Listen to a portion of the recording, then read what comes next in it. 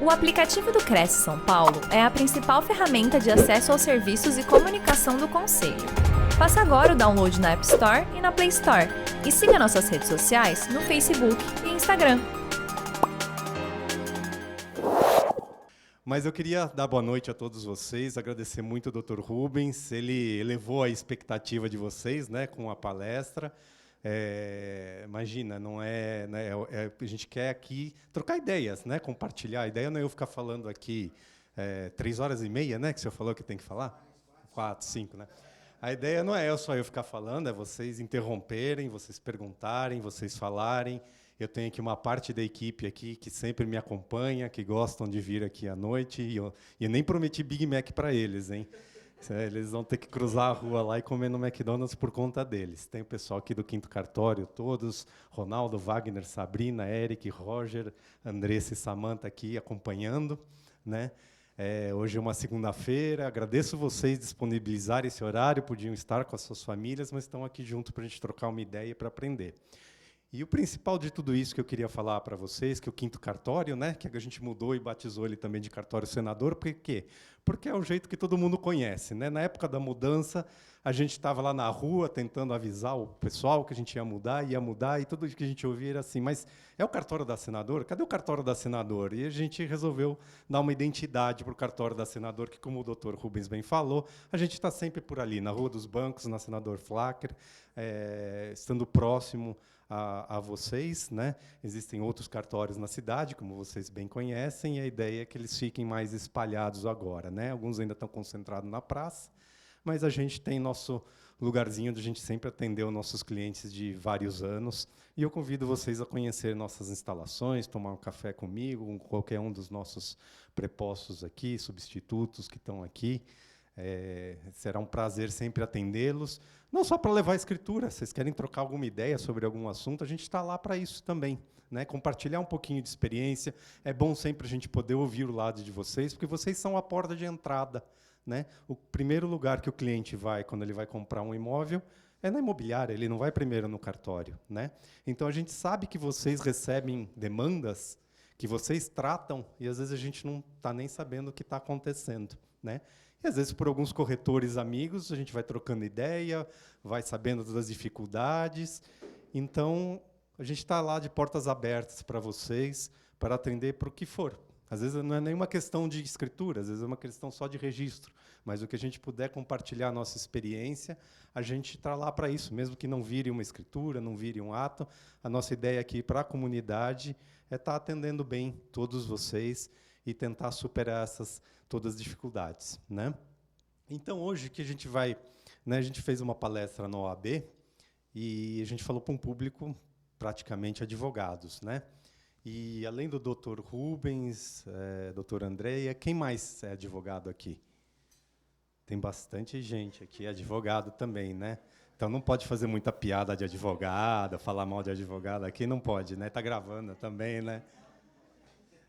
Que, na verdade, assim, quando a gente faz uma palestra para advogados, a gente fala um pouco mais juridiquês, né? A gente fala aquele juridiquês que o advogado entende, adora, gosta. Tem uns até que deliram quando você pega uma decisão nova que ninguém viu, né? Vai te abraçar no final porque você fez uma decisão. Agora, aqui, a gente quer uma coisa mais prática, né? Os advogados que estão aqui vão entender também que tudo isso tem uma fundamentação legal por trás, a gente está preparado para dar essa fundamentação, se vocês assim quiserem, mas a ideia é que a gente tenha um bate-papo e falar um pouquinho das questões do dia a dia e ouvir de vocês também um pouquinho disso, né? Essa super caneta aqui, me fala aqui como é que é, vou tentar aqui. Essas coisas, geralmente, eu peço para os meus filhos que fazerem coisas eletrônicas, né? Então, eu começo falando aqui para vocês das vantagens do procedimento extrajudicial. Logicamente, eu quero vender meu peixe, mas eu estou vendendo meu peixe em face do judiciário. Não tem ninguém juiz aqui, não, né? Não vou falar mal dos juízes, mas apenas por quê? Porque, hoje, né, a tendência do legislador, das legislações, são trazer as coisas que não têm conflitos para os cartórios, para o extrajudicial. Para quê? Principalmente para ganhar em celeridade, né? Como talvez vocês saibam, alguns saibam, outros não sabem, o cartório não tem dono, né? Eu não sou dono do cartório, eu sou um delegado, eu recebo uma delegação por concurso público, que é um concurso igual de juiz, de promotor, defensor público, né? Um concurso jurídico, então a gente é da área jurídica, né?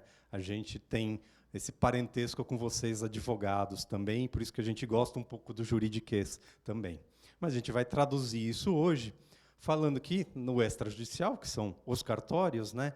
A gente procura ganhar em celeridade, né? Quando eu falo em celeridade, a gente fala, por exemplo, comparado com um inventário judicial, né? Para os advogados que já passaram por isso, ou para vocês mesmos, são corretores, se deparam, às vezes, com um imóvel que não foi feito em inventário e tem menores, até recentemente vocês falavam, puxa, esse imóvel tem um menor, não foi inventariado, como é que eu faço? O menor pode assinar um contrato? Não, não pode, o contrato é nulo. Ah, tem um incapaz. Eu posso botar um incapaz para assinar um contrato? Não, não pode, o contrato é nulo, né? Posso pegar um analfabeto, pegar a colher digital dele e botar ali no contrato? Também não, apesar de a gente ver isso às vezes. Esse contrato, na verdade, se tiver que levar para um litígio, para o juiz, esse contrato também é nulo. Por isso que a gente fala também que, em relação ao judiciário, o nosso trabalho apresenta uma certa qualidade. Nós, especificamente no Quinto Cartórios, procuramos reduzir, né? Eu cheguei na época da pandemia, eu cheguei poucos dias antes do fechamento da pandemia, né? Então, estou para completar ainda 5 anos aqui à frente do cartório, mas, nesse tempo, a gente conseguiu reduzir 90% das devolutivas, e isso são os registradores que deram esse feedback para a gente, mais ou menos, de quanto a gente tem evitado o retrabalho no Quinto Cartório, né? E a gente tem um relacionamento muito bom com os 2 registradores da comarca, estou sempre com eles discutindo dúvidas, né? Então, a gente não procura não fazer nada que a gente saiba que vai aumentar uma possibilidade de litígio. Por isso que a gente entende que o trabalho ele tem uma certa qualidade, né? E a gente procura fornecer um custo-benefício em horas trabalhadas, dividir o trabalho, porque o cartório também trabalha do lado. A gente não quer tudo pronto, deixa a minuta pronta, só passa para assinar. Nós estamos trabalhando também no back-office lá para orientá-los, para ver qual é a melhor forma, a forma menos custosa, né? Não sei se todos também sabem, mas dos emolumentos que são pagos por cartórios, praticamente 70% são repasses para órgãos públicos, né? Desses 30% que sobra, a gente custeia estrutura de funcionários, aluguel de prédio, água e luz. Então, a gente procura, né? A gente tem uma tabela fixa em todo o estado de São Paulo, e esse custo ele é composto de todas essas parcelas, né? Hoje a gente vai falar bastante de inventário, e eu volto nesse assunto já já. Quando eu falo que o extrajudicial é uma oportunidade de trabalho, e falo isso para os advogados, mas falo também para os corretores, porque é uma possibilidade de se especializarem também em regularização de imóveis. Eu não sei, da experiência de vocês, quantas vezes chegam um vendedor para colocar um imóvel à venda, e aí vocês vão pedir o mínimo de documentos se esse imóvel está irregular. Isso acontece com frequência com vocês? Mais do que gostariam?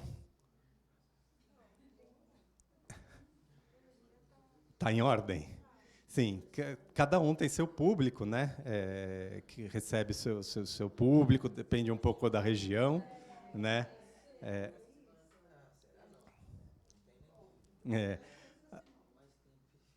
De toda forma, né? Aquele corretor que sabe dar uma orientação ao seu cliente sobre como iniciar essa regularização de imóvel, eu acho que ele se destaca no mercado, ele pode ser diferenciado em relação a outro corretor que fale, ou outra imobiliária que fale, olha, aqui a gente esse imóvel não conseguimos colocar no mercado, esse imóvel está com problemas sérios, você precisa contratar simplesmente um advogado e joga esse cliente para frente, né? Hoje em dia, todos os segmentos, né, de serviços, eles lutam para reter o cliente, né? Então, tanto nós, os cartórios, como os próprios advogados, como vocês nas imobiliárias, também procuram reter esse cliente.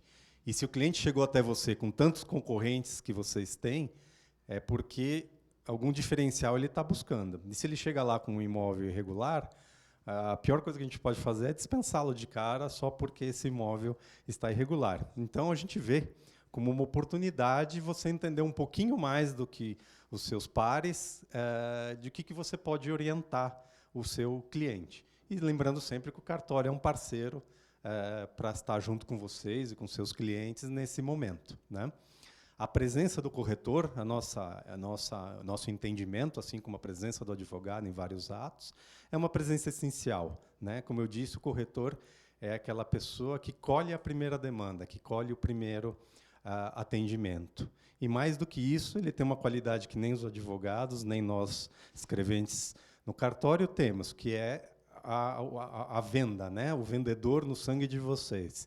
Vocês sabem converter uma dificuldade numa venda proveitosa. As pessoas saem de lá, né, como o Dr. Rubens falou, com os corações alegres, né?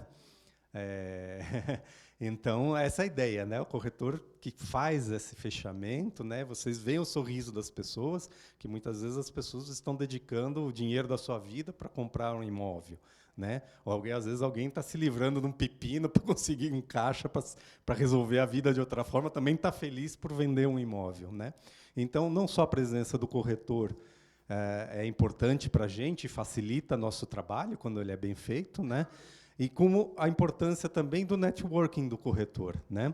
Quando você fala de regularização de imóveis, é importante que o corretor desenvolva esse networking. E aí, quando eu estou falando de networking, é o quê? Advogado, né? Muitos não são advogados, né? A minoria que é advogado. Sempre bom ter um advogado parceiro que vai te orientar e vai ajudar vocês, né? Ou na sua própria imobiliária, algum escritório que trabalhe junto. Um topógrafo, um agrimensor para tratar as questões de regularização física de imóveis, né? Que mais? Outros profissionais que podem ajudar e os próprios escreventes de cartório, né? Vocês terem seus escreventes de confiança, alguém que está lá para te atender, que faça as coisas com rapidez e com celeridade, né?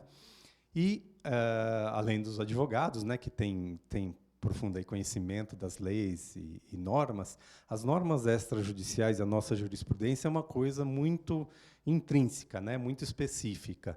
Era como se você fosse no médico e você teve uma luxação no tornozelo. Não adianta você ir no cardiologista, né? Ele pode ser um clínico geral, vai falar para você o que você fez, mas hoje em dia está cada vez mais especializado, né? O ortopedista do tendão do pé direito, né, que vai cuidar do seu machucado. Então, as nossas normas de jurisprudência é uma coisa que a gente também estuda diariamente para poder orientar vocês e entender melhor. Não é uma coisa que a gente espera que vocês entendam, nem mesmo os advogados, os mais estudiosos, conseguem, né, diante de tanta legislação. O Brasil é um dos países com maior número de legislação no mundo, que vocês entendam de tudo isso, e a gente está lá para isso, para ajudar vocês. Fui e voltei aqui. Pronto. Uma coisa de bom que a pandemia trouxe para a gente, né, se é que podemos falar assim, diante de tantas coisas ruins, né, que vieram nessa época, foi a conversão dos serviços de cartório em serviços digitais, né? Nos cartórios de notas, né, que são os cartórios que fazem escrituras, procurações, testamentos, divórcios, inventários e tudo mais, mas que lidam diretamente com essa parte imobiliária, nós implementamos pelo Colégio Notarial o e-notariado, né? O e-notariado é uma plataforma digital na web, na internet, que você pode acessar pelo seu celular, um aplicativo, ou pelo próprio site do e-notariado. Só jogar no Google e-notariado como está assim, vocês vão saber acessar. No Android e no iOS, no iPhone, também, se vocês colocarem e-notariado, e-note, vai aparecer o aplicativo para vocês. Quais são as vantagens disso hoje, né? Isso revolucionou toda a questão de deslocamento das pessoas e das distâncias. Por quê? Porque a plataforma ela possibilita a assinatura de escrituras, de procurações, de atas pelo celular e pelo computador. O que isso significa? Você não precisa fazer seu cliente viajar, por exemplo, 7 horas de Presidente Prudente para Santo André para ele assinar uma escritura, né? Você pode fazer hoje uma escritura, diante das regras de competência, de qualquer imóvel no estado de São Paulo, né? Então, estou falando, por exemplo, você tem um vendedor que está em São José do Rio Preto, né? Umas 5 horas e meia, 6 horas daqui. Ele tem, por algum motivo, tem um imóvel, pode ser, não precisa nem ser aqui em Santo André, na capital, por exemplo. E o nosso comprador está aqui, em Santo André, ou está no ABC, né? E ele quer fazer negócio com a sua imobiliária, porque já lhe conhece, né? E você tem esse imóvel na carteira, de repente. Até pouco tempo atrás, só tinha 2 jeitos de resolver. Alguém tinha que ir para algum lugar. Ou ia todo mundo para São José do Rio Preto, ou ia todo mundo para São Paulo, ou ia todo mundo para Santo André. Se encontrava todo mundo junto, fazia isso numa data marcada e assinava. Quando muito, se otorgava uma procuração, o pessoal de São José, que era mais longe, otorgava uma procuração, ia todo mundo no cartório de São Paulo para fazer essa escritura. Hoje, nada disso mais é necessário. Pelo e-notariado, a pessoa lá de São José do Rio Preto fica lá onde ele está, a pessoa aqui de Santo André, se quiser, não sai nem do escritório dela ou da casa dela, né? Não vai lá conhecer nosso shopping center, como falaram, e pode fazer tudo isso pela internet, né?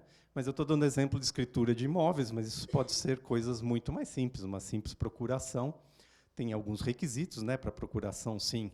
A gente precisa ter as pessoas com residências aqui, o que não se aplica para escrituras que têm imóveis no estado de São Paulo, né? Então, essas regras de competência não cabe aqui a gente ficar detalhando, mas depois, qualquer dúvida, os nossos escreventes estão aptos aí para orientá-los, né? E essa plataforma ela possibilita também reconhecimento de firma digital em qualquer contrato. Qualquer contrato você pode simplesmente escanear, jogar num PDF, subir ele na plataforma, né?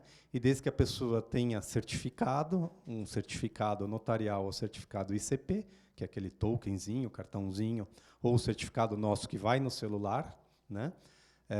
Você pode assinar esse documento com reconhecimento de firma de fé pública, né? Aí vocês vão me falar, bom, mas tem a DocSign, né? Tem a DocSign para isso. Tem a DocSign, você não tem fé pública, né, na DocSign. O documento não é válido? Não, juridicamente ele é reconhecido, né? Mas, de novo, ele não tem a fé pública. A DocSign é uma multinacional privada, né? E, hoje em dia, a gente sabe, né? A gente vive no país dos golpes. Hoje, qualquer um cria um Gmail, né? Se eu pegar seu CPF, se eu pegar seu nome completo, uma cópia do seu documento, eu vou no Gmail, crio um Gmail e começo a assinar documentos no seu nome, né? A gente não ouve ainda falar muito dessas fraudes porque elas são recentes e em pequeno número. Mas, infelizmente, quando a gente presencia tantos golpes, a gente tem receio que isso possa se proliferar, né? Então, a diferença da plataforma do e-notariado é que o reconhecimento ele é muito simples, você mesmo que coordena, você não precisa da gente nesse momento do reconhecimento de um contrato. Então, a imobiliária fez um contrato, preciso reconhecer a firma das pessoas. As pessoas já foram em algum cartório alguma vez abrir uma ficha? Eles podem, em qualquer cartório do estado de São Paulo, emitir um certificado gratuitamente. O que a gente precisa só para fazer esse certificado? A gente precisa identificar a pessoa pela primeira vez, né? Então, se vocês forem em qualquer cartório da cidade, forem num 5º cartório, levar um documento válido de identidade, a gente, na hora, faz a abertura gratuita para vocês desse certificado. Ele vai ficar no seu celular, né? E você, enquanto você não trocar de celular, você vai usando ele normalmente para assinar documentos e tudo mais, tá? Então, uma praticidade muito grande, não tem custo essa abertura. O ICP vocês já conhecem, né, do Instituto de Chaves Públicas do Brasil. Ele é feito, nós também lá no cartório emitimos ICP, ele tem o custo que é repassado, né, para a própria ICP Brasil, né? Mas a gente é um agente deles também. Mas fazemos certificado do e-notariado gratuito. Então, para quem não conhece, vale a pena conhecer, passem lá no cartório, a gente orienta, explica, mostra como funciona. Quem não tem o certificado do e-notariado, vai lá abrir com a gente, é gratuito, já aprende como é que é e já pode até ensinar os clientes também dessa facilidade. Dr. Rubens já conhece, né, o e-notariado? Já fez uso? Já conseguiu facilitar a vida de algum cliente com isso?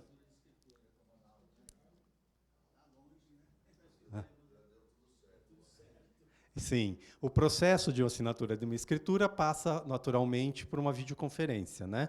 as pessoas recebem a minuta antes da escritura, conferem, né? Tem o processo de elaboração da escritura de compra e venda, por exemplo, ou de inventário, e aí, estando todos ok, a gente agenda um dia para essa videoconferência, que é onde a parte vai confirmar que ela está de acordo, né, com todos esses termos, num vídeo que fica gravado na plataforma. É uma questão simples. Quanto tempo demoram? 5 minutos? 7 minutos? E se tiver 18 herdeiros para assinar? 7 minutos. Então, para quem precisa fazer aqueles inventários cabeludos, né? E geralmente, quando tem bastante herdeiro, né? Quanto mais herdeiro tem, menos bem tem, né? Às vezes é só um Fusca, 18 herdeiros, e cada um mora num lugar do Estado. Mas, mesmo assim, sempre às vezes tem algum imóvel, e esse imóvel, quando chega para vocês, ele já está com o comprador quase ali, você já tem um comprador e o imóvel está todo irregular, né? Falta inventário, falta um monte de coisa. Então, é isso que nós vamos falar agora. Estou apanhando aqui das setinhas. Bom, o que a gente está tratando aqui como um imóvel irregular, né? O imóvel irregular, no nosso conceito, né, cartorial, pode variar um pouco para vocês, se vocês quiserem também expor a opinião de vocês, é válida, né? Mas quando a gente fala em imóvel irregular, a gente está falando de um imóvel que a situação na matrícula ela reflete exatamente a situação de fato, tá? Se vocês não quiserem se preocupar em tirar a foto dos slides, eu vou deixar para o Dr. Rubens aí, ele vai passar para vocês tudo isso daí também, tá bom?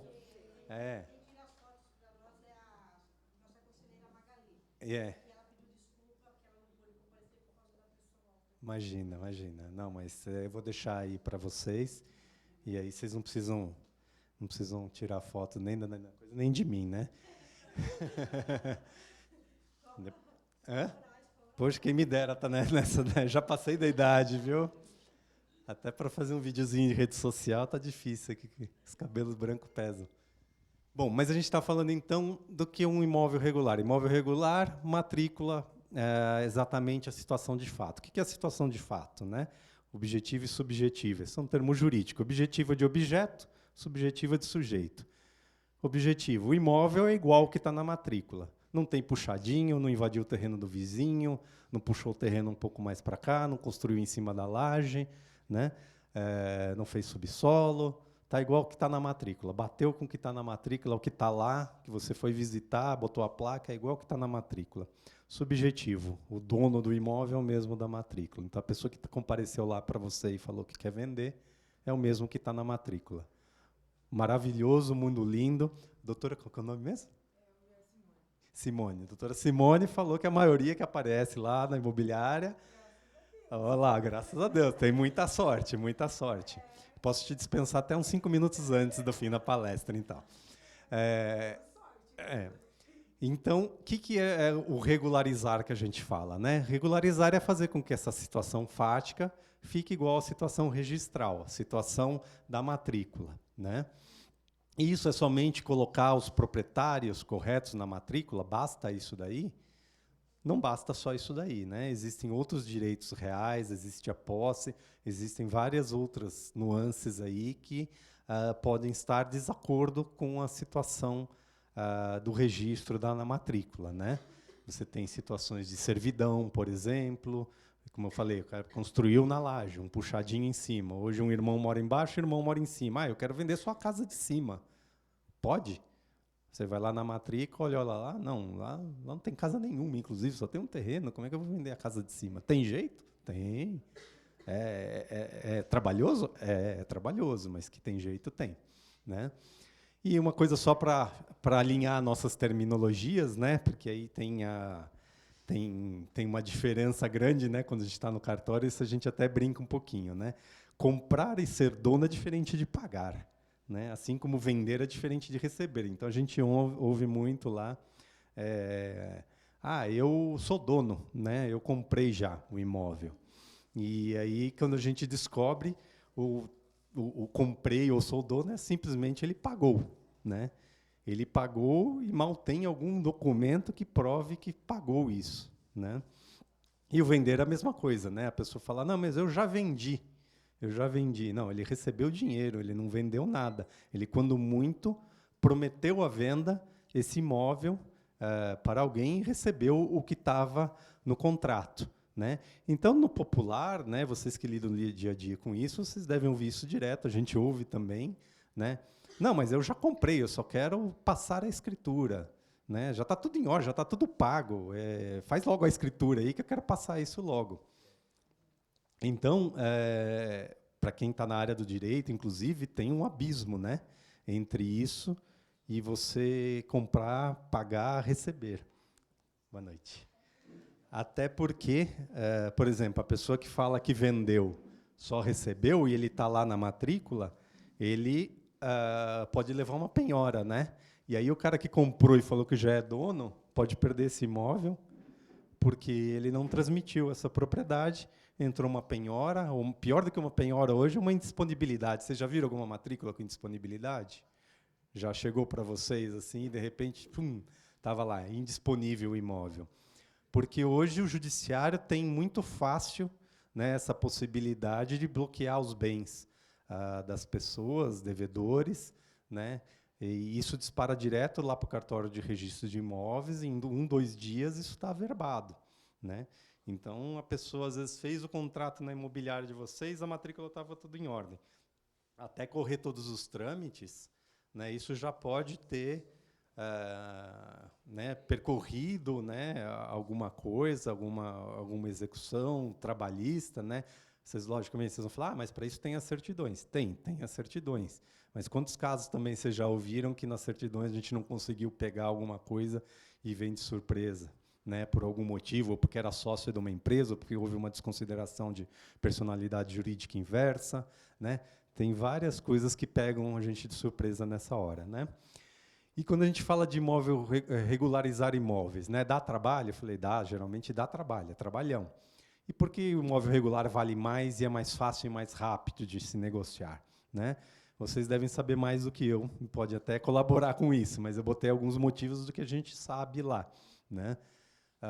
O imóvel regular ele dá mais segurança jurídica para o comprador, né, de que ele está comprando realmente do dono. Né?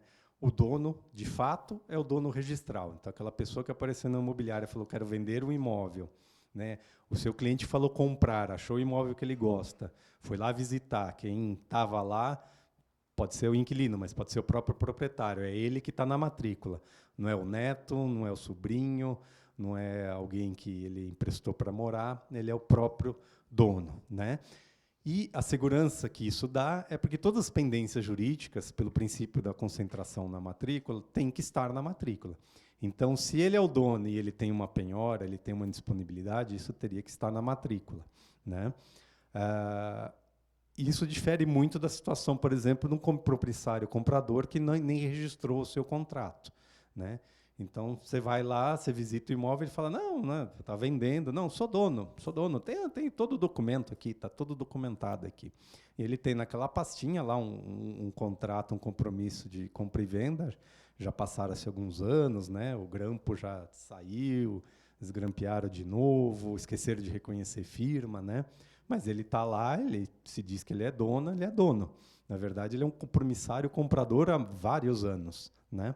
Ele tem mais posse do que propriedade. Né? Então, por isso que um imóvel regular dá uma segurança maior a quem está comprando. Né?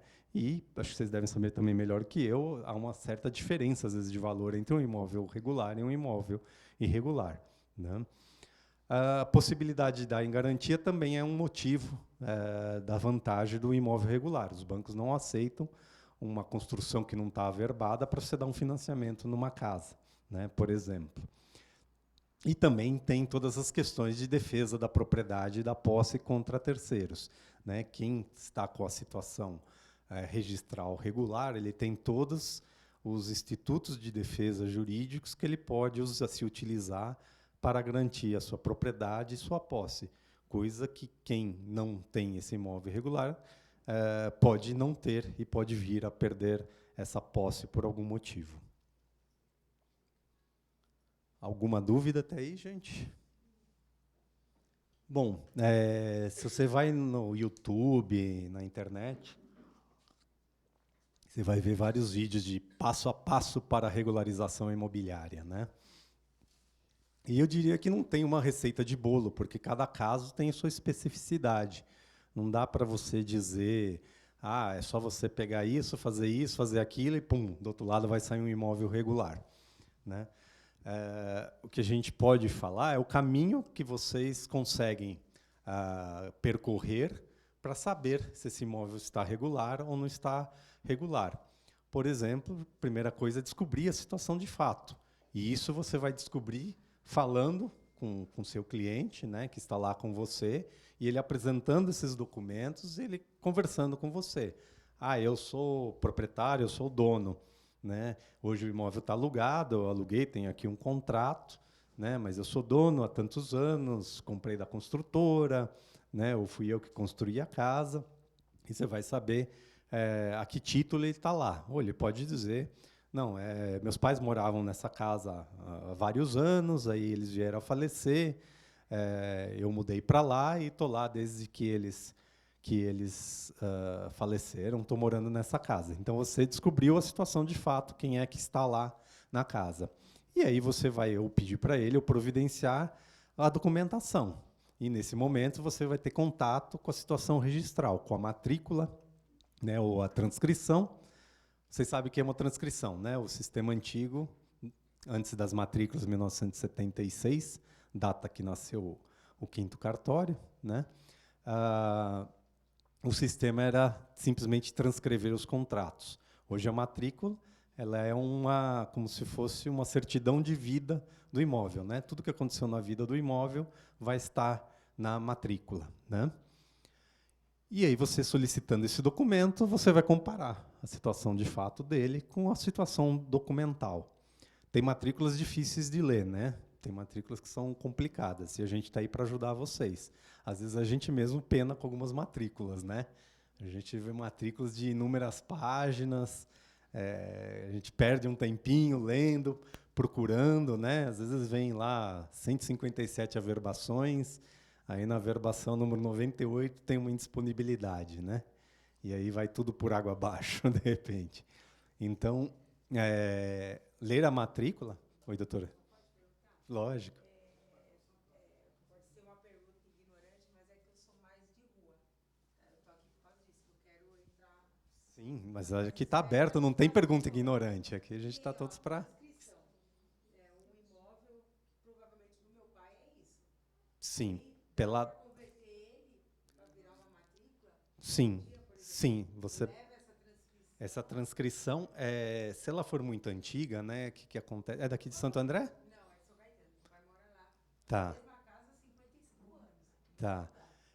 Assim, coisas muito antigas, às vezes tiveram desmembramentos. Por exemplo, São Caetano tinha pedaços que antigamente, eu não sei precisar o ano, eram subdistritos de São Paulo, né? Então, às vezes, a primeira transcrição desse imóvel está em, sei lá, 9º registro de São Paulo. Aí você tem que pegar uma transcrição, uma certidão no registro para provar que não tem nada lá mais transcrito, que se isso já foi transferido para São Caetano, e aí ele vai abrir, né? Então, cada caso pode ter um caso, mas, sim, a resposta é positiva. Ela vai poder virar uma matrícula, né? E localizando isso, se está em São Caetano já, fica muito mais fácil. Se não, precisa voltar no tempo, e geralmente o pessoal do registro sabe te dizer onde era anteriormente a isso, né? Vai poder te dizer onde está essa transcrição em São Paulo, para que você possa pedir uma certidão para eles provarem que não teve mais nada lá, e aí vai abrir em São Caetano.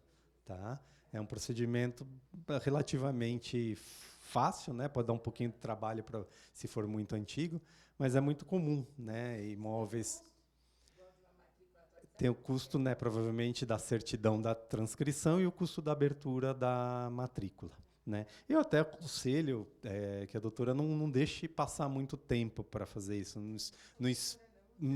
Não, a gente chama doutor, que estamos todos aqui trabalhando.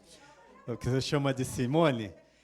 Dá uma B para ela já, doutor Rubens. Dá uma B, ó. Já tem todos os imóveis que são regulares, já merece uma OAB, ó, trabalha bem aí. Eu aconselharia não deixar muito, né? Porque geralmente a pessoa faz isso, agora eu preciso inventariar, então preciso correr atrás. Agora eu vou vender, eu vou correr atrás.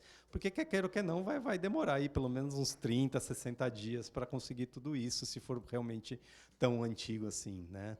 No sistema. E podem, né, ter coisas surpresas que a gente não sabe, só olhando o caso que a gente fica sabendo. Então, quanto antes se antecipar e deixar isso, né, essa é a ideia do regular. A ideia do regular é que a coisa esteja pronta e fluida para você. Pô, agora eu quero vender.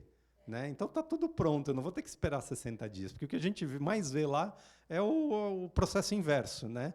A pessoa chegou no cartório porque ela vendeu. Né? Aquela história que eu falei, vendeu. Não, ele não vendeu, ele recebeu. Né? Agora precisa correr atrás, e porque o cara quer o documento, porque ele já pagou o sinal, porque ele já fez isso, fez aquilo. Então, quanto antes a gente pudesse antecipar, né, nas nossas situações, né, a gente sempre fala que né, como é que é? Casa de ferreiro, espeto de pau. Né? A gente resolve a vida de todo mundo e a nossa a gente vai deixando para lá. Então, é importante também, né, nas situações familiares, a gente estar atento a essas questões. Né? Então, uma pergunta que às vezes também me fazem, assim, mas ele não registrou a escritura, ou ele tem lá o contrato de compra e venda dele, não registrou, mas ele não pode vender? Bom, é uma coisa que nem todos sabem, mas é muito comum, às vezes, é você fazer uma venda sobre uma escritura sem registro. Às vezes, as partes estão com pressa, não querem esperar ser registrado, é possível você fazer a venda se a pessoa tem uma escritura sem registro. Aí eu estou falando de escritura pública mesmo, tá? Porque aí a gente vai averiguar todas essas questões, né, de falsidades, de certidão dessas escrituras, para ver se essa escritura, mesmo antiga, ela é original e realmente foi feita pelo cartório, que se diz, e que é um título, né, como a gente fala, um título de transmissão de compra e venda da propriedade. Porque aí, na hora que a gente lavra outra escritura de venda, né, por exemplo, o Dr. Rubens vendeu para Simone um imóvel em 2004. Simone não levou para registro a escritura. Agora, Simone quer vender, né, quer vender para a Andréa esse imóvel. Mas ela já vendeu, já recebeu, já assinou o contrato, já está tudo pago, eu vou precisar esperar os 15 ou 30 dias no registro de imóveis? Seria o ideal, mas, em tese, você pode, em cima dessa escritura, você fazer a venda. Já isso não ocorre com um instrumento particular. Né? Num instrumento particular, a gente não pode simplesmente fazer uma venda e compra em cima do instrumento particular. O que você pode fazer é tratar isso como um outro direito. Qual direito? O direito de comprador, né? de compromissário comprador. Todos vocês sabem, no instrumento particular, o que você fez é uma promessa de venda, uma promessa de compra, né? Que é o que as partes assinaram naquele momento, que tinha que ser rápido, né? Vocês têm que aproveitar o calor da negociação, que chegou naquele momento. Não dá para falar, eu vou esperar, amanhã eu vou no quinto cartório, que eu sei que o Roger vai fazer a escritura até às 14 horas amanhã. Ele vai falar com o tabelião, vai pedir para fazer a escritura até às 14 horas, o tabelião vai liberar. Mas você não quer que a pessoa levante da mesa antes de assinar alguma coisa. Você não quer que aquelas pessoas levantem da mesa antes de dar o sinal. Né? E se vocês estão certos, porque vocês trabalham muito bem com isso. Né? Às vezes, aquela questão, aquele no momento do vou pensar, o cara foi para casa pensar, já era o negócio. Né? Pensou muito, aí ouviu... Né? Aí ele foi lá, aí a vizinha foi lá, tirou uma carta do tarô e falou que, olha, esse mês é melhor não comprar. A sogra falou que lua cheia, não. Comprar imóvel na lua cheia não dá certo. Né? Então, levantou da sua mesa, foi embora, a lua estava cheia, já era. Né? Então, voltando, né? Quando a gente tem um instrumento particular, a gente não consegue fazer uma venda e compra, mas a gente consegue fazer uma cessão disso. Né? Então, fulano fez com ciclano um instrumento particular, um contrato, não passou a escritura definitiva por qualquer motivo, né? O famoso contrato de gaveta também não foi para registro, mesmo como compromisso, ficou lá na gaveta, por isso esse nome. Né? E ele agora quer transferir só os direitos desse contrato, né? E eu acho que, nesse momento, vocês têm que ser bem transparentes com a pessoa do que ela está fazendo, que negócio ela está fazendo. É possível fazer isso? É possível fazer isso. A escritura dá uma garantia maior da transação? Dá uma garantia maior. A gente vai mencionar esse instrumento, a gente vai verificar se ele está válido, e você vai fazer uma cessão. E esse novo cessionário pode receber do vendedor original uma escritura de compra e venda definitiva, que aí sim vai para registro, e aí você vai ter o imóvel regular. Então, não é porque ele não tem escritura, ele só tem um compromisso, um contrato de gaveta, que você ou vai descartar o cliente, ou você vai falar para ele que isso não serve, que o imóvel dele está irregular. Pelo contrário, né? Você vai fazer ele caminhar cada vez mais pela legalidade, sem perder o negócio, né? Sempre buscando ele entender essa diferença, né, do que é uma promessa de compra e venda, e o que é compra e venda definitiva, né? E isso é possível tanto com escritura, ou com contrato, ou com ambos, né? Como eu disse, você pode ter um contrato dele fazer uma escritura, você pode ter uma escritura dele fazer o contrato. Mas tudo que vai para a gaveta e fica na informalidade, ele acaba gerando uma situação irregular no imóvel, né? Lógico que muita gente pensa nisso, mas eu estou economizando ITBI, eu estou economizando alguma coisa, e às vezes o barato sai caro, né? Porque esse vendedor, como eu disse, pode tomar uma indisponibilidade, pode tomar uma penhora, e aí todo o dinheiro que a pessoa botou naquele imóvel que está guardado na gaveta dele vai para o beleléu, né? E a gente fala isso, você está falando isso porque você é de cartório, mas creiam ou não, talvez apareça mais para a gente que para vocês, porque a gente está mais ligado ao judiciário. Essa situação ocorre mais do que a gente pode imaginar, né? E aí é uma coisa grave, né? Grave, gravíssima, porque a pessoa perde o imóvel, né? Ela perde o imóvel porque não foi bem orientada. E eu acho que vocês que pretendem ter o cliente, né, e não ter, não é um cliente esporádico, você quer construir seu nome e estar no mercado, quanto mais confiança e quanto mais no caminho certo você andar, mais fama de correto você vai ter, e mais você vai ter clientes sérios que vão te procurar. Porque aquele cliente aventureiro, aquele que está lá querendo só resolver alguma coisa, ele não é o cliente que vai te dar o seu ganha-pão, o seu diário.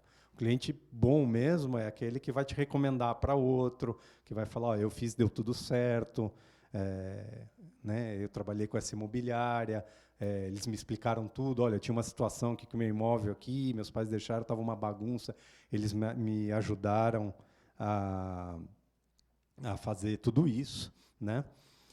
E quando a gente fala de direitos, então a gente está falando não só da propriedade, mas também dos seus desdobramentos, né? Às vezes as pessoas têm usufruto. O usufrutuário pode vender o imóvel, né? O usufruto não pode ser vendido, mas o usufrutuário do imóvel pode vender o imóvel junto com o proprietário. Então a gente tem bastante escrituras onde o próprio usufrutuário e o proprietário fazem a venda conjunta de uma vez só para um comprador. E vice-versa também. Você tem uma situação onde quer comprar, os pais querem ficar com o usufruto e os filhos querem ficar apenas com a propriedade, você pode, numa escritura só de compra e venda, que a gente chama de bipartida, fazer essa separação de usufruto e nua propriedade. Tá? Direitos de posse, também é um direito de valor econômico. Mas não tem matrícula imóvel, então ele vai ficar irregular para sempre? Em termos de registro, ele é um imóvel irregular, até que uma situação leve ele a ter uma matrícula, por exemplo, um usucapião, né? Uma adjudicação compulsória que a gente vai tratar mais para frente. Mas o direito de posse em si tem validade, né? A pessoa fala assim, não, mas o imóvel é meu. Tá, é seu por quê? Não, porque eu já estou aqui há 20 anos. Tá, você promoveu o usucapião, você está na matrícula? Não, não estou. Então sua casa não vale nada. Não, peraí, não é assim. Né? Ela tem um valor com a posse que você tem. Você está numa posse que não está sendo questionada, você está numa posse prolongada de vários anos, você tem até o direito à propriedade. Talvez você ainda não foi buscá-lo através da usucapião, mas você tem o direito à propriedade. Então, essa posse tem um valor, e por isso que o imóvel tem um valor. Talvez você não tenha, né, duas casas, uma vizinho da outra. Essa tem matrícula, a propriedade está bonitinha, a outra não. Talvez uma valha mais do que a outra em termos de mercado. Lógico, vários outros fatores para considerar, metragem, né, localização e tudo mais. E outro direito que também é negociável e tem um valor econômico são os direitos hereditários, né? Direitos recebidos de herança e que talvez não tenham sido partilhados ainda, porque a partir do momento que você faz a partilha, você já tem o bem no seu nome, né? Então não tem mais que se falar em herança. Acabou a herança, virou a partilha para o herdeiro. Mas enquanto isso não ocorre, é possível você fazer um inventário de um imóvel irregular? E eu estou falando irregular em termos registrais, né? Um imóvel, você tem um imóvel lá, mas ele não está em nome do dono. Mas quem estava lá na posse era algum familiar. Papai estava na posse do imóvel, veio a falecer, mas ele não tinha matrícula desse imóvel. Aí ele comprou lá atrás, nem sei de quem. É possível você fazer inventário desses direitos? O que vocês acham? Sim, é possível você fazer inventário de qualquer tipo de direito que incida para o imóvel que tenha valor econômico, né? Então, fora o usufruto que se extingue com a morte, né? Se ele era possuidor desse imóvel, é possível você receber esses direitos por inventário e continuar na uso capião. É possível o inventário do contrato de gaveta? Papai só tinha um contrato de gaveta, faleceu, o que eu faço? É possível você inventariar esses direitos do contrato de gaveta? Sim, né? Ele é chamado de direitos de compromissário comprador, inclusive o Código Civil reconhece ele como um direito real, ainda que não registrado, né? Então, ele tem um valor, da mesma forma que ele pode ser cedido, ele pode ser inventariado e transmitido, né? Então, a pergunta última também, né? É possível ceder direitos de posse ou direitos hereditários sobre um bem? Isso ocorre muito, é muito comum quando ainda não temos o inventário, que o herdeiro quer fazer a famosa venda. Eu vendi, mas você era dono? Não. Então, né, o nome técnico disso não é uma venda. Você cedeu o direito que você tinha sobre a herança. Enquanto não fez o inventário e partilhou, você ainda tem a herança lá, né?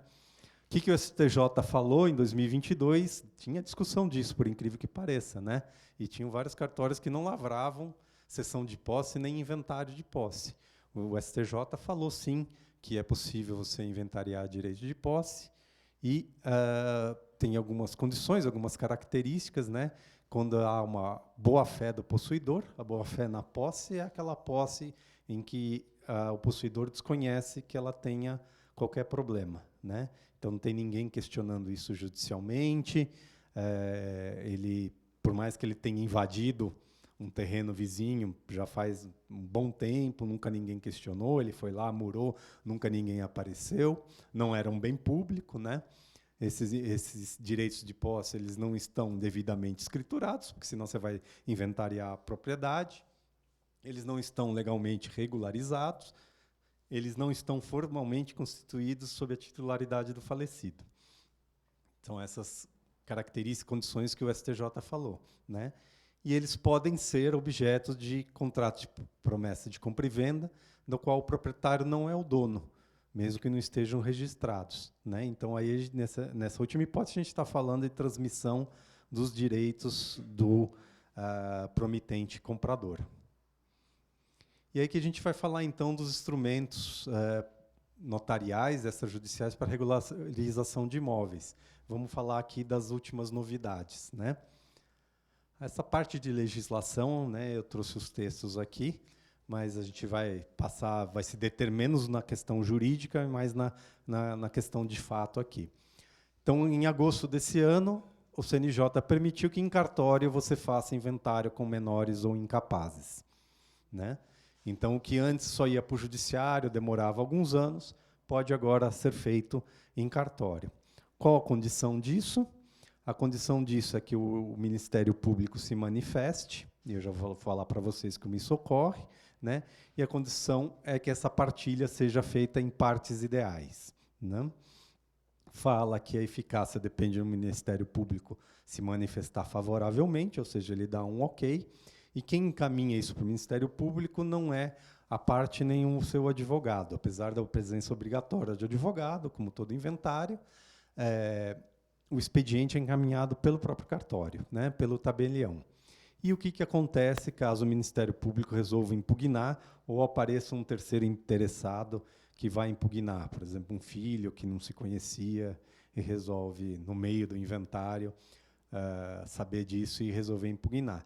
Isso aí vai ser encaminhado para procedimento judicial. Ou seja, que a gente está começando a ocorrer, né? A gente está vendo como é que isso vai fluir, mas até estava discutindo com o Wagner hoje, na dúvida, não vale a pena tentar, porque isso é tão mais rápido do que o judicial, que mesmo que o Ministério Público ache algum detalhe que a gente possa imaginar, o tempo de ir e voltar do Ministério Público, em tese são 15 dias, é muito mais rápido que sequer isso ser distribuído no judiciário, né? E só para recuperar alguns conceitos jurídicos para quem não está na área, o que é o incapaz, né? O incapaz, depois do nosso Estatuto da Pessoa com Deficiência, incapaz absoluto é apenas o menor de 16 anos. Os demais, entre 16 e 18, né, são considerados incapacidade relativa, né? Diferença na prática na hora da escritura, na hora de um contrato, é que o menor de 16 anos ele é representado pelos seus pais, pelos seus responsáveis legais, e os relativos eles são assistidos, ou seja, eles assinam junto, né? Só que, para fazer uma escritura, ou mesmo para uma validade de contrato, né, o contrato sempre requer uma... Olha que bacana, tem uma luzinha aqui, o doutor Rubens não me falou, gente, olha lá. Eu adoro luzinhas, né? E eu apontando aqui a parede. Pessoas que não puderem exprimir sua vontade, né? Isso é um vício, né? Chama vício da vontade, que é causa de nulidade em contratos também, né? Por isso que eu brinquei. A pessoa foi na imobiliária, pegaram o dedão dela e só puseram lá porque ela não sabia escrever. Tá, mas essa pessoa ela manifestou vontade, ela falou que ela queria assinar esse contrato, porque o que vale na escritura também vale em qualquer contrato. O contrato ele é um acordo entre partes. E o que pressupõe um acordo? Que a parte manifeste vontade. Então, se a pessoa não tem essa capacidade por qualquer motivo, né, e não necessariamente é uma deficiência, né? Pelo contrário, o que a lei diz agora é que a deficiência por si só não afeta a plena capacidade civil, né? Então, a pessoa pode, por exemplo, não ter uma mão, ela não consegue assinar, mas nem por isso ela é incapaz. Pelo contrário, ela é plenamente capaz. Ela manifesta a vontade, ela entende o que está fazendo, né? Essa questão da incapacidade agora foi esclarecida, né? E apesar de muita gente criticar esse estatuto, eu acho que ele veio de boa forma valorizar as pessoas que têm deficiências físicas e apontar que aquelas pessoas que, independente de qualquer deficiência física, não conseguem ter discernimento, elas não conseguem celebrar contratos por si só, né? Isso causa invalidade do contrato, não só que é feito por escritura, como é feito por instrumento particular. Porque a escritura nada mais é que um contrato numa forma pública, né? O contrato que é feito na imobiliária, de promessa de compra e venda, é um contrato na forma particular, né? Ambos precisam dessa manifestação de vontade. Então, se chega uma pessoa que está sob efeito de medicamentos e ela não consegue manifestar a vontade, seja na sua imobiliária ou seja no cartório, ela não deveria estar podendo fazer aquele contrato. Porque se alguém chegar e falar assim, não, mas ela assinaram por ela, ou ela assinou ali, mas ela não sabia o que ela estava fazendo, esse contrato pode ser invalidade. Alguém pode usar isso, inclusive, para invalidar um contrato, né? Então, é muito importante essa questão da incapacidade, que todos compreendam, né? Porque a gente tinha muito aquela noção, o incapaz é aquele lelé da cuca, aquele que não, né, não faz lé com cré, que não entende nada, né? O tio Paulo não conseguiu empréstimo, puseram o dedão dele lá e levaram ele no banco, né? Aí se aparece tio Paulo lá no cartório. Sim, claro.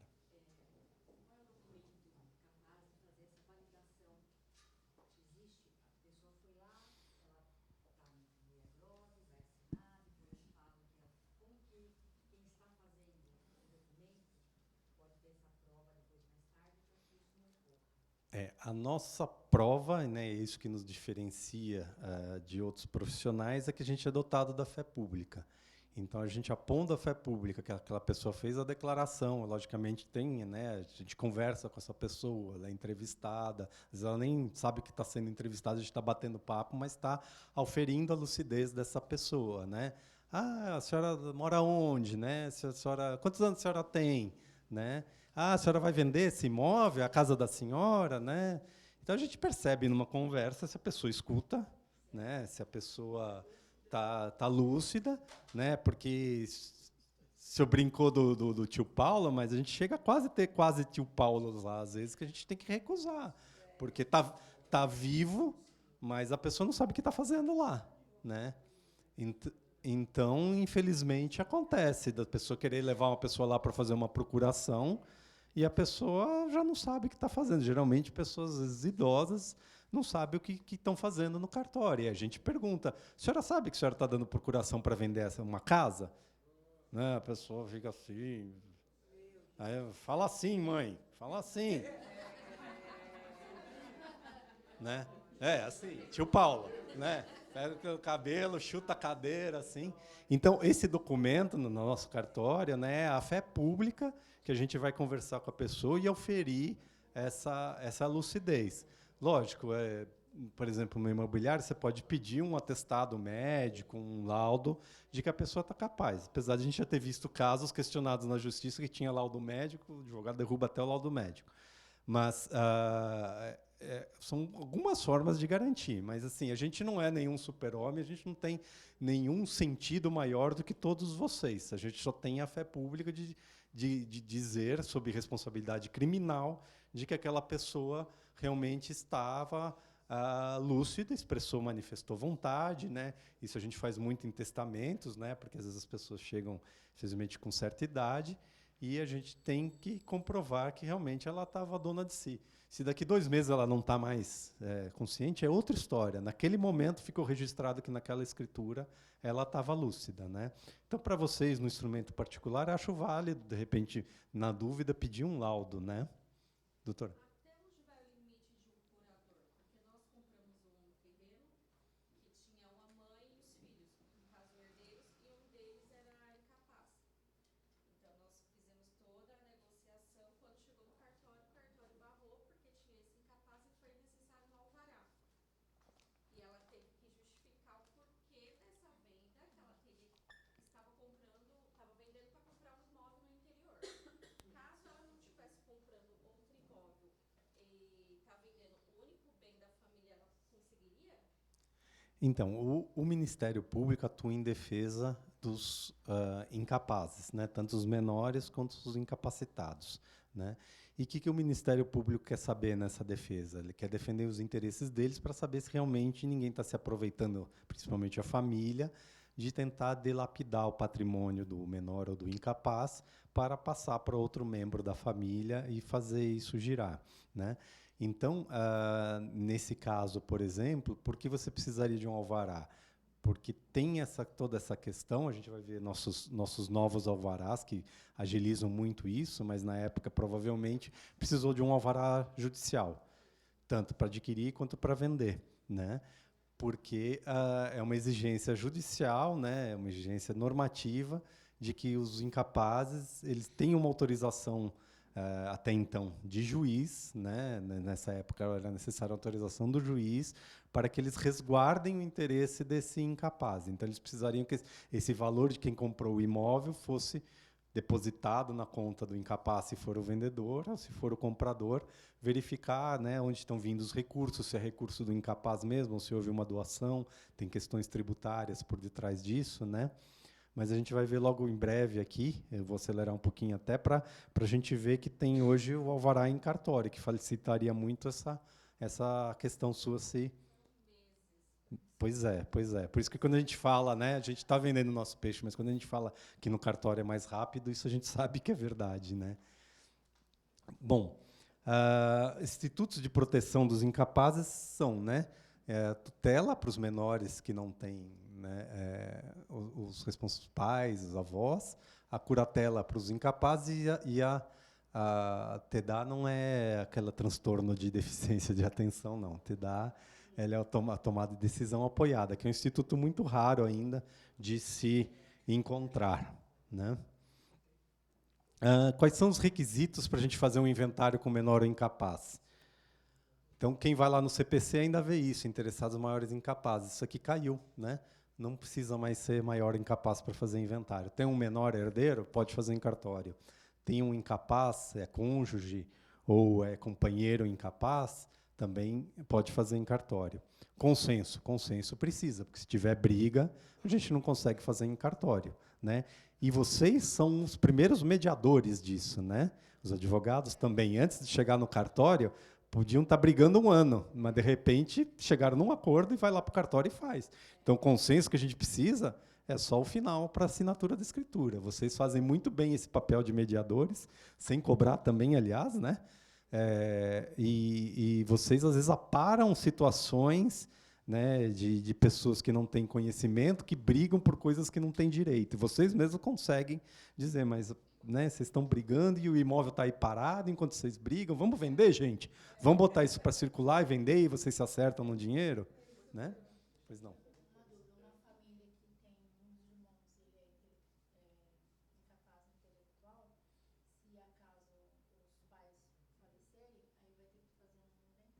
Correto. Não vai poder vender aquele imóvel por conta que aquele irmão ainda está vivo. Que pode acontecer. Então, né, se ele, mesmo que ele não tenha essa incapacidade, você teria que fazer o inventário dos filhos para eles poderem virarem proprietários e você poder vender. Então, nesse caso, hoje, não mudou nada. Você vai fazer o inventário em cartório da mesma forma, ele sendo incapaz ou não, né? Se ele... ele tem curador? A mãe já é curadora provisória ou definitiva, já está nomeada. Ela vai representar ele. Tem que substituir a curadoria. Isso é um procedimento normal, né, doutora? É um procedimento normal. Falecendo o curador do incapaz, há um pedido através de uma petição, explica, junto à certidão de óbito, e pede-se para que, sei lá, um irmão, um tio, alguém próximo... Sim, precisaria, porque ele precisa ser representado na escritura. Ele não pode, por si só, né, comprovada que ele não manifesta vontade, tem essa incapacidade, precisaria, sim. Né? Pode. Mas isso também ocorreria no judicial. Né? Mesmo o inventário judicial, são processos separados. Né?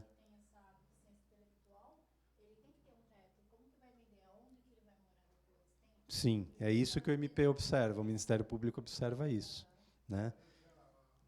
Por exemplo, até no casamento, por exemplo, o bem era do marido antes do casamento. E a união como é que é? De bens de todo, como é que chama? União estava não, que o bens é do casal. Comunhão de bens.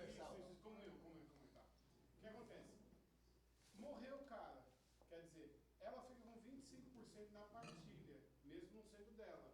Só que mesmo assim, os filhos querendo imóvel, a justiça garante para ela que ela possa ser usufrutuária daquele imóvel, porque ela tem que morar onde está.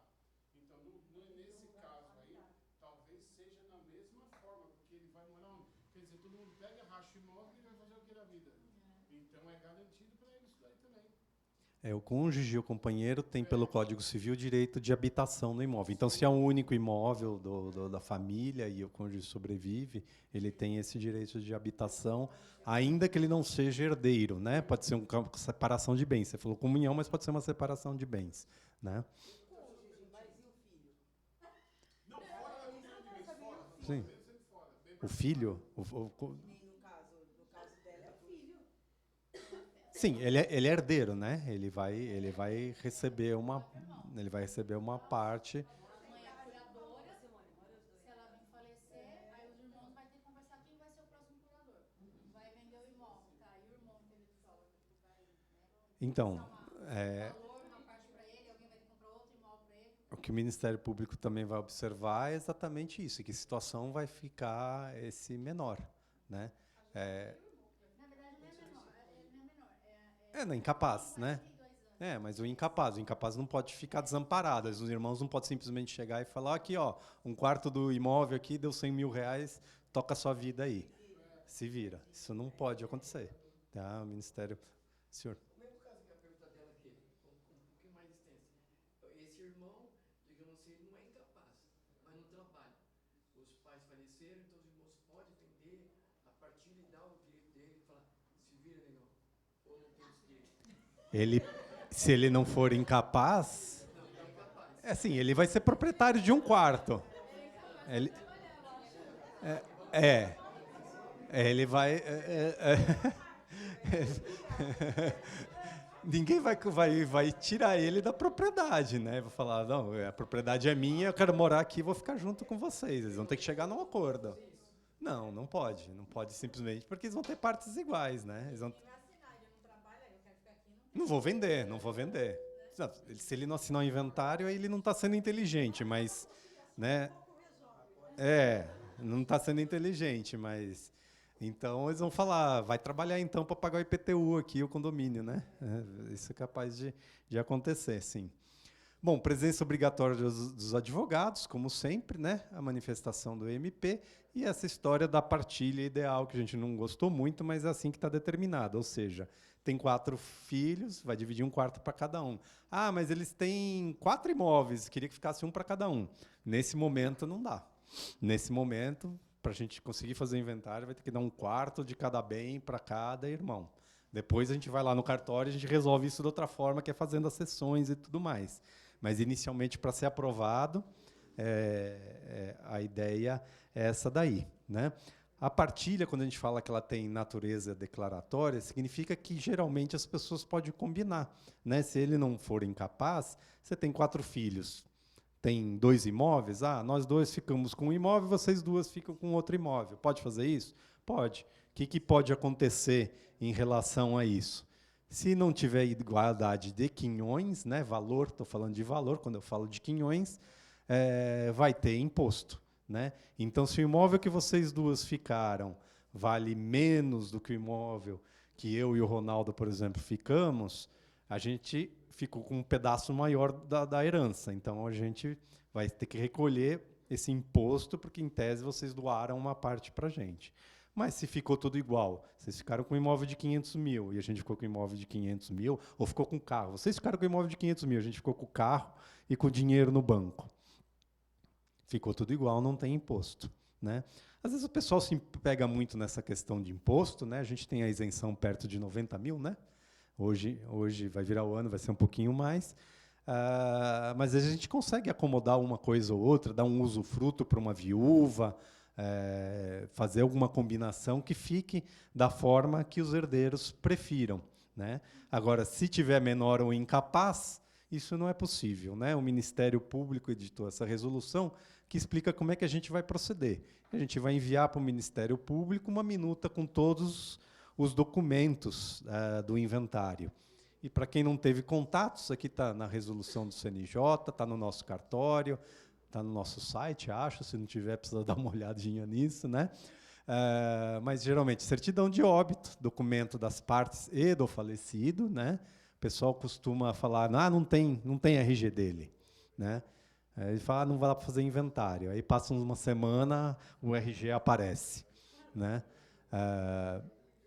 Ou carteira de motorista, né? Documento válido, né? Comprobatório de vínculo, né? Na certidão de casamento ou nascimento a gente vê as filiações, né? Casamento do cônjuge sobrevivente, herdeiros casados, se tiver pacto, matrícula dos imóveis, né? Veículos, DUT, né? O comprovante de propriedade, empresas, cotas sociais, contrato social, né? Que geralmente é o que mais se inventaria, né? Certidão negativa de tributos, a gente tira no cartório, se for imóvel CCIR. Isso aqui está no CNJ, nas normas de São Paulo também, certidão negativa ou positiva, negativa com efeitos de tributos aqui da Receita Federal, não do município. E certidão comprobatória da inexistência de testamento. Isso sai no colégio notarial, sai rápido, a gente mesmo providencia, tá? Para ver se tem testamento ou não. Tendo testamento, também se faz inventário. Tá? Se tiver só um menor, né? Vamos supor que só faleceu a mãe, o pai já era falecido, mas ainda tem um filho menor, sei lá, 14, 17 anos. É possível fazer inventário? É possível. Chama inventário adjudicação, o menor incapaz, vai também todos os bens para ele, mas mesmo assim vai para o menor incapaz. Nesse momento, essa questão que você colocou, né, do incapaz intelectual, morreu a mãe, né, ele não tem mais pai. Deve haver uma nomeação de tutor, caso ele não tenha, né, avós vivos, né, o tio, quem que vai cuidar desse menor, né? Então isso precisa ser cuidado pelo advogado antes disso daí. Questão que surgiu essa semana aí para a gente, né? Bom, inventário com companheiro, né? É possível fazer inventário com companheiro? Sim, já há um bom tempo é possível, tem um companheiro, os herdeiros reconhecem, né? Tá tudo em paz, não tem briga, é possível que esse herdeiro, né, se ele depende do regime de bens, ele vai receber a metade disso. Se não for esse regime de bens e tem a tal da concorrência, ele pode ser herdeiro também sobre os bens. E os herdeiros estando de acordo, isso é tudo muito fácil. O duro é quando os herdeiros não estão de acordo, né? Às vezes os filhos não aceitam o companheiro do parente, né, pai ou mãe que sobreviveu, e aí fica complicado. Mas pode acontecer também desse companheiro ser o único, né, sobrevivente, único herdeiro, né? A pessoa não tinha filhos, por exemplo, mas tinha um companheiro, faleceu, esse companheiro precisa fazer prova disso. Tá? Como é que ele faz prova disso? Por sentença judicial, por uma escritura pública, por isso eu acho importante, né, a gente aconselha a fazer a escritura pública de união estável, porque ela pode ser levada a registro nesse momento e provar essa condição de companheiro. Então, mais uma vantagem da escritura pública de união estável, né, Dr. Rubens, é que você consegue hoje comprovar sua condição de companheiro sem precisar levar para o judiciário, e aí, no momento de inventário, ela serve para várias outras coisas, né? Plano de saúde, pensão e tudo mais, e agora vale também para você fazer um inventário apenas com companheiro como herdeiro, né? E... Pois não? Qual que é esse outro que você fala?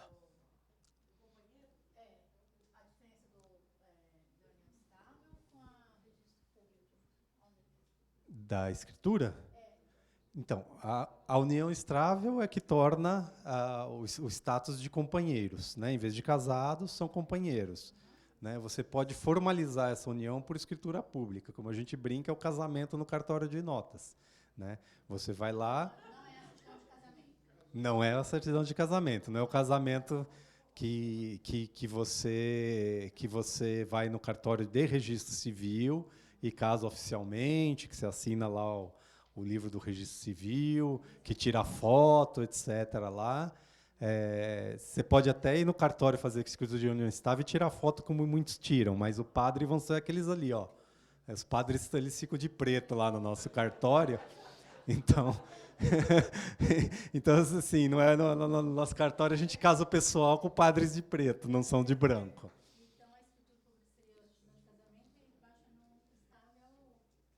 A escritura pública ela formaliza a união estável e faz prova disso, né? Ela faz a prova que necessitamos para fazer um inventário se o companheiro sobreviver.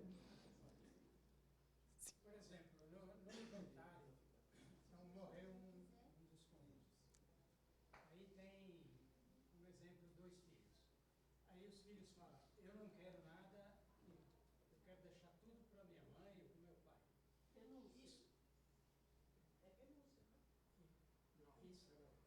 Isso. Isso, o que acontece?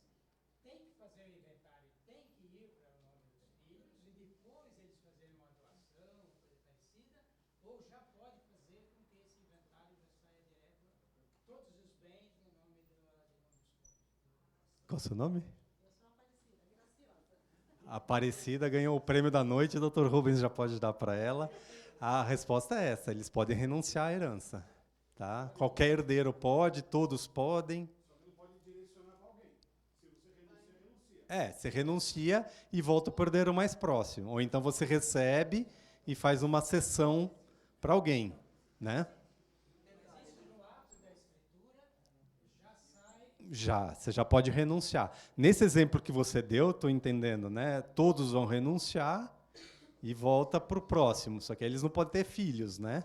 Então a gente precisa observar direitinho, no caso prático, qual que é a ordem de sucessão, porque nem sempre a renúncia resolve a situação. Os filhos têm filho. Sim, aí não adiantaria eles renunciar. Aí seria mais o que o colega falou. Eles vão receber e ceder para os pais. Isso. Exatamente. Agora, legal. Só uma coisa, doutor, desculpa. Aí tem 3 ou 4 irmãos. Não, vamos todo mundo ir lá para renunciar, para deixar para a mamãe. Legal. Ah, não, mas amanhã eu vou, que hoje não dá. Aí vai 3 irmãos, assina, aí chega o outro lá. Pensando bem, acho que eu não vou renunciar. Eu não sei se esse é o caso prático que ele já presenciou, mas é possível ocorrer. É possível ocorrer.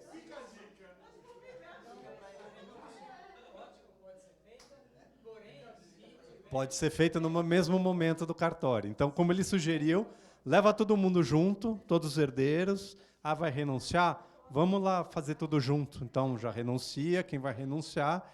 E, logicamente, conta aí com a nossa orientação, para não achar, né? Às vezes a pessoa acha que renunciou, vai voltar para outro e não volta, vai para o filho, vai para o próximo filho, né? Lógico. Então, vamos dizer, tem 2 filhos. E o filho tem um filho também. Então, tem 2 filhos e um neto. Certo. Tá?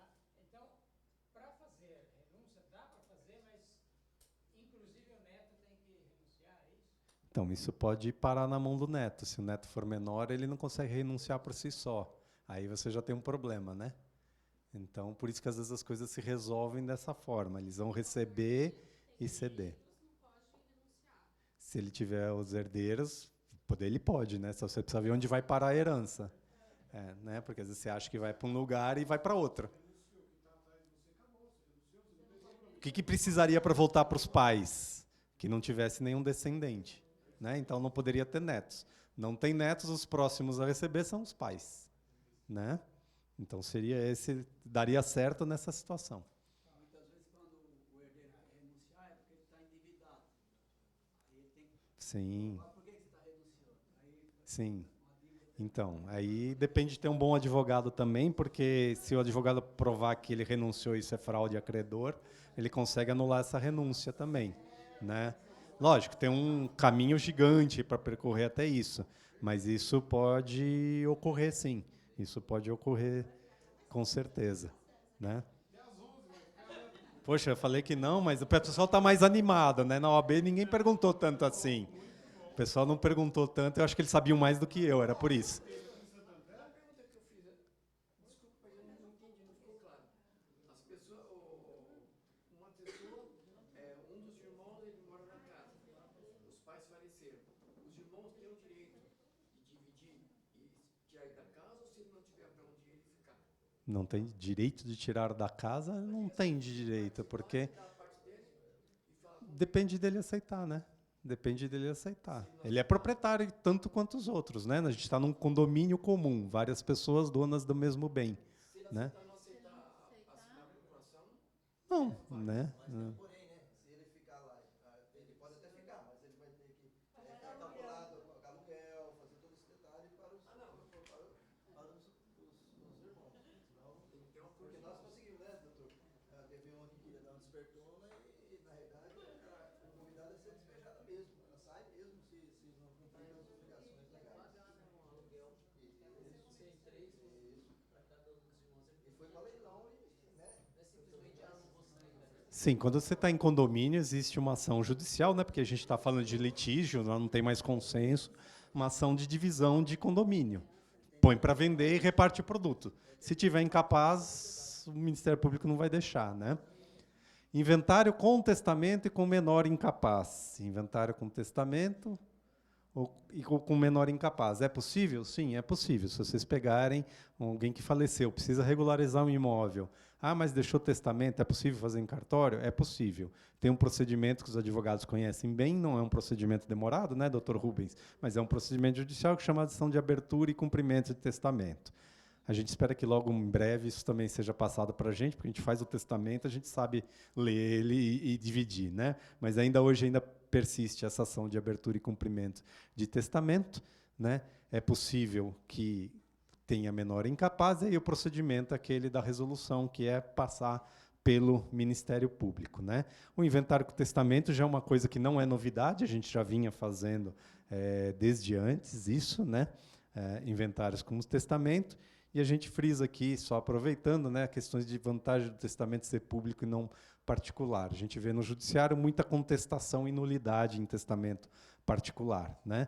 Celeridade e confiança. Hoje a gente lava um testamento de um dia para outro, né, e apõe a fé pública para isso. Isso significa que a pessoa que está fazendo o seu testamento não precisa esperar também o momento do falecimento, mas pode fazer um planejamento sucessório antecipado para quem ela quer deixar, né? O testamento ele fica arquivado, né, no arquivo público e preservado. E diferente do testamento particular, onde a pessoa pode perder, guardar naquela caixinha que nunca ninguém achou, sumiu, jogou fora, estava num monte de papel e ninguém ficou nunca sabendo, né? Então, para quem pretende deixar algum bem, é um ótimo meio de planejamento, né? E ele é público porque ele é feito por um serviço público, né? O cartório é um serviço público. Não que ele é público, todo mundo vai ficar sabendo, porque a publicidade dele é limitada. Você não pode chegar lá no cartório e pedir, eu quero o testamento, ver se tem. Se o Dr. Rubens fez testamento, posso saber? Não, não pode. Só ele pode pedir certidão em vida. Esse testamento também deve ser por 5 anos também, ou ele pode... Não, o testamento funciona assim, né?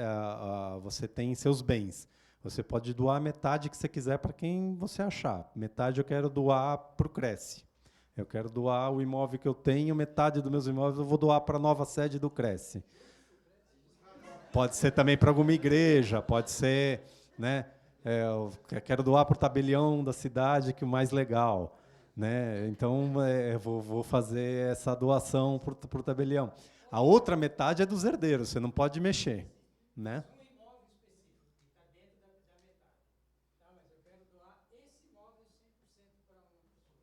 Pode. Não, você falou que você tem outro patrimônio. Esse imóvel estaria na metade que ele tem. Ele tem outros bens. Tem outros bens. Sim. Né, isso é medido por valor, né? Então, vamos dizer, você tem 1 milhão de patrimônio. Dentro desse patrimônio, você tem um imóvel de 500 mil. Você pode deixar esse imóvel para quem você quiser, sem precisar de justificativa.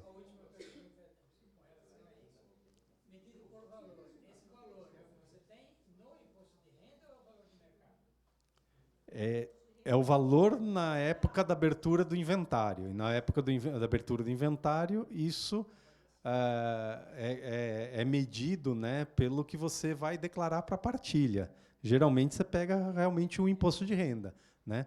Porque, agora, sim, essa questão, algum herdeiro pode questionar isso, se estiver muito abaixo de valor de mercado, né? A gente vai ver essa questão de valores, de atribuição, que acho uma parte importante aqui. Se não der tempo, a gente volta aqui e fala depois, doutor Rubens, o senhor vai me falando, tá? Porque a gente já está avançando aqui no horário, mas eu vou só finalizar para tratar de as questões do alvará para vocês, né? Em 2014, a gente teve a possibilidade de menor incapaz, né, seja menor de idade, comprar bens com doação de dinheiro, tá? Inicialmente era proibido, e porque não se conhecia a origem dos recursos, e passou a ser permitido. Então, hoje, alguém chega na imobiliária e fala, quero comprar um imóvel no nome do meu filho. Pode? Ele é menor, 4 anos de idade. Pode? Em tese, você vai precisar de alvará. Mas, se você comprovar que você doou dinheiro, pagou ITCMD, né? ITCMD de doação, tá? Que você doou 200 mil reais para ele comprar um imóvel, você pode comprar em nome do filho, né? Então, toda essa questão é uma questão de origem de recursos que remonta a uma questão tributária, né? Então, essa é a doação que a gente chama de doação modal. Você doa um dinheiro especificamente carimbado para ele comprar o imóvel. Isso pode? Pode. Pode fazer em cartório? Pode. Precisa de alvará? Não precisa. Né? Outra coisa também que ajuda muito, né? Poucos conhecem isso daí, isso a gente faz bastante lá no cartório. Você tem um contrato de compra e venda, né? E o falecido vendeu esse imóvel, né? Ele recebeu em vida todo o dinheiro e não passou a escritura. Ele não está mais aqui para passar a escritura. Né? Recebeu todo o dinheiro, gastou, né? Jogo, bebida, tal, e deixou os herdeiros lá só com a obrigação de passar a escritura. Né? Então, o que é possível você fazer hoje? Não deixou mais nada, né? Desgramento não deixou mais nada. Deixou só dívida lá e coisa. Mas ele precisa passar a escritura, porque ele vendeu em vida. Né? E o comprador, que, coitado, né, não foi bem orientado, não correu atrás de ter pelo menos a escritura, hoje não tem quem assinar essa escritura. Como é que vai fazer? Nós vamos fazer assim, nós vamos fazer um inventário negativo, né, chamar esses herdeiros, porque eles não podem simplesmente vender, eles não são dono. Correto, doutor Rubens? Eles não são dono. Então, como é que a gente vai fazer? A gente vai fazer um inventário negativo desses herdeiros e eles vão colocar lá que existia esse contrato, a obrigação que eles têm que cumprir. O inventariante, que vai ser nomeado nesse inventário, vai poder outorgar a escritura de compra e venda. Mas, logicamente, isso tem alguns requisitos. Né? Que tem na decisão que permite fazer isso? Ela não pode ser um cheque em branco. Cheque em branco, quem é antigo, que nem eu, lembra que era aquele negócio que você assinava o papel, deixava em confiança para alguém lá, e alguém preenchia depois. Né? Hoje ninguém mais usa cheque. Não tem Pix em branco, né? Que não falaram antes, nem cartão de débito em branco. Mas o que não pode? Né? Você tem que ter o contrato. Né? Você tem que ter o contrato e a descrição do bem. Não pode simplesmente fabricar lá na imobiliária um contrato. Agora, peraí, vamos fazer um contratinho aqui e fingir que isso vai. Né? Porque aí você está fazendo uma coisa nula. Né? Precisa ter a quitação comprovada. Você tem que comprovar que ele recebeu em vida. Porque se ele não recebeu em vida, ele vendeu, mas ele estava recebendo parcelas, você tem parcelas para créditos para receber. E aí o caminho é outro. O caminho é fazer inventário disso com os herdeiros, e aí os herdeiros vão poder vender. Tá? Mas nesse exemplo que eu estou dando, você tem um contrato bonitinho, que foi feito na época. Por exemplo, vendeu em 2017, faleceu em 2018. Mas foi pago em 2, 3 prestações, foi quitado em vida. Ninguém fez nada, hoje resolveu que precisava da escritura. Né? O comprador quer vender de novo imóvel e não tem escritura. Como é que a gente vai fazer? A gente vai fazer um inventário negativo e vai colocar essa obrigação. Com essa obrigação, o inventariante vai outorgar a escritura para quem comprou. Então, a gente precisa dessa quitação, uma prova de quitação, seja um termo de quitação, comprovantes bancários, recibo do pagamento da última parcela. Né? A gente vai constar isso daí na escritura e eles vão autorizar o inventariante a fazer essa escritura de venda para quem realmente comprou. Né? Entenderam essa parte? Já fizeram alguma coisa nesse sentido? Então, aqui a novidade aqui para a gente encerrar aqui a noite, alvará notarial 2024. Qual que é a novidade aqui? Vocês já devem ter chegado numa alguma questão em que a pessoa faleceu e não tem nem dinheiro para pagar ITCMD. Né? Isso não é tão incomum. Né? Às vezes, deixa um único bem, o bem tem um certo valor, isso gera um imposto alto, e aí o ITCMD ele acaba onerando demais os herdeiros, que não têm caixa, às vezes não tem disponibilidade. E, geralmente, como isso era feito até então? Você vai no juízo, pede um alvará. Quanto tempo está demorando um alvará, doutor Rubens? O judicial? 6 meses, pelo menos, né? Depende do juiz, lógico, tal. Mas hoje esse alvará pode ser feito em cartório, tá? Para alienar móveis, veículos, tal, ou imóveis. Às vezes a pessoa não precisa vender o imóvel, ela pode vender um veículo, pedir um alvará para vender um veículo, e com isso ela já paga o ITCMD. Né? Independe de autorização judicial, doutor Rubens. Então, a gente pode fazer isso já em cartório, fazer uma escritura de alvará judicial para você vender esse imóvel e depois processar o inventário do restante dos bens, né? Esse imóvel, logicamente, o governo quer que você pague o ITCMD dele. Você vai ter que apresentar que você está recolhendo o ITCMD, né, e nomear um inventariante para fazer isso, e ele vai ter que dar a garantia de que ele não vai fugir com esse dinheiro. Tá? Mas isso é tudo feito na mesma escritura. Bom, se todos os herdeiros estiverem concordes, eles podem obter esse alvará para vender esse imóvel único. Não tem uma restrição na lei de que não seja o único imóvel ou restrição de valor. Tá? É possível que se busque isso daí, desde que ele preste a garantia de que esse inventariante não vai vender o imóvel único da família, receber o bem e tudo mais. Logicamente, não pode, nesse caso aqui, não pode ter menor, tá? Porque aí você não pode vender bem de menor. A venda de bem de menor ainda requer alvará judicial, né? Também novidades, divórcio com menor incapaz. Quem tiver algum caso de divórcio, né, geralmente chega para você e já está divorciado, né? E aí tem filho menor, é aquela confusão. A gente pode fazer isso em cartório também, né? Tem um procedimento que nem do testamento, que é prévio de resolução de guarda, né? Retificação de alimentos é possível, dissolução de união estável com menor é possível, e a última novidade é a escritura de separação de fato, né? A escritura de separação de fato, ela é a antiga ação de separação de corpos. Antiga não, porque ainda existe, né? Mas ela substitui essa separação de corpos. Então, você pode gerar uma prova pública e consistente que você está separado de fato agora em cartório. Isso os advogados sabem dizer melhor do que eu quais são as vantagens disso, mas elas marcam vários momentos necessários para, né, questões até de uso capião também, isso pode refletir, certo? Bom, já demos 8 horas aqui, já estamos falando bastante, a gente tem muito mais para falar, mas a gente pode marcar um próximo encontro, né? Vocês têm alguma dúvida, mais alguma coisa que vocês gostariam de falar? Vocês gostariam de um dia saber mais, assim, questões de mesmo de inventário, como é que é essas partilhas, como é que divide na família, é uma coisa que interessa vocês saberem? Não, se for uma coisa de interesse, falem com o Dr. Rubens. A gente volta não só com novidades, a gente volta com uma coisa que, às vezes, para nós pode parecer meio básico, mas é uma coisa que vale a pena, é conhecimento, né? Por mais que você fale, eu não vou fazer inventário, eu não tenho que saber. Mas, de repente, quando você está lá na frente do seu cliente, ele te pergunta, e você já consegue dar uma noção para ele, é uma vantagem que você pode oferecer, né? Ganha pontão, né, Simone?